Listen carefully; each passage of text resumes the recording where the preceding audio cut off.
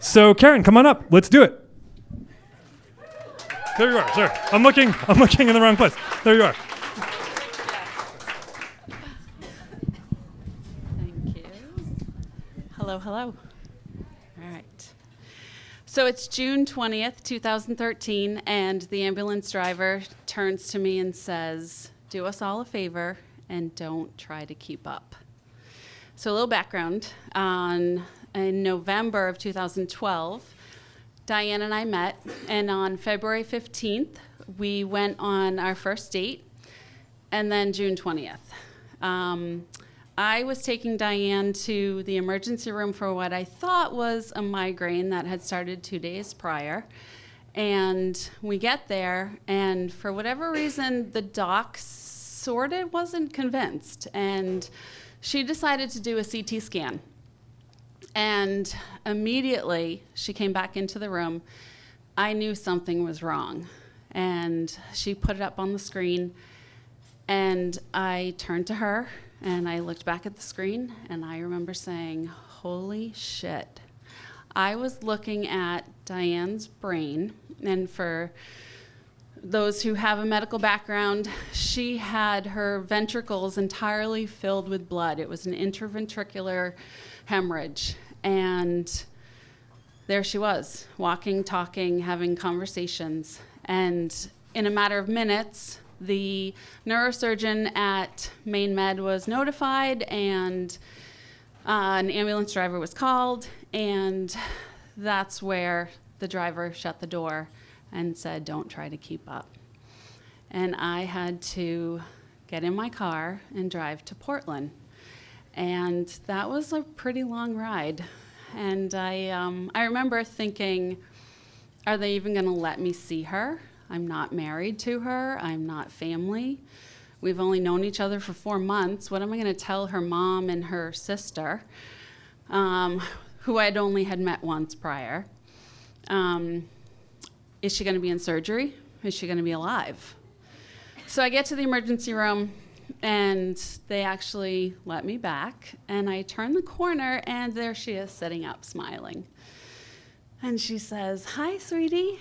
How was your ride? Did you get here okay? Everything okay?" So, yeah. So what we gathered, what we were told, is that that migraine that started on Tuesday was actually a spontaneous brain bleed due to uncontrolled blood pressure, high blood pressure. And the fact that she was still alive meant that they were not going to do anything except for monitor her and get her blood pressure under control.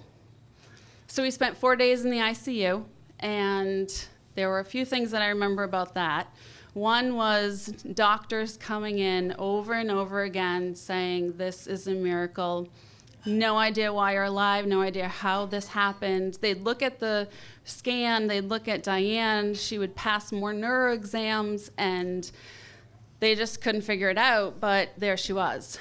And there was one doc who actually pointed to the guy across the hall who was on a vent, and he said, "Do you see that gentleman over there? That should be you. I have no idea why you're here, why you're not dead, why you're not on a vent, but this is a miracle." Another thing that I remember was Diane saying that it would be okay if I left. At first I thought she meant go home or get lunch, but she meant leave.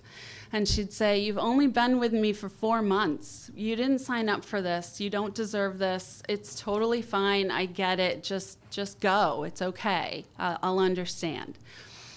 And then the third thing that I remember, because she wasn't all that, she wasn't remembering all of what was going on, is she would ask me to marry me. And she meant right now, right there. And we actually were engaged. We had such a great relationship in that short period of time between February and June that I would show her our engagement ring, and I would say, "Honey, we're gonna get married." And we hadn't set a date. We just knew that we were gonna be together. And she was convinced that it had to happen. At one point, she actually was trying to get me to find the chaplain so that we could do it right there in the hospital. And I would say, no, it's not going to happen. Let's just get through this. So on Monday, I took her home. And on Friday, I came home from work, and I had a big bouquet of flowers, and I sat down on the couch, and I said, Diane Louise Nelder, will you please marry me today? And we went to the town hall, we got our license, and on Sunday, June 30th, we eloped. And I'm happy to say that her blood pressure is under control with diet, exercise, and meds. She has fully recovered from the brain bleed. We can't explain that. And we live every single day because you don't know what tomorrow is going to bring. Thank you.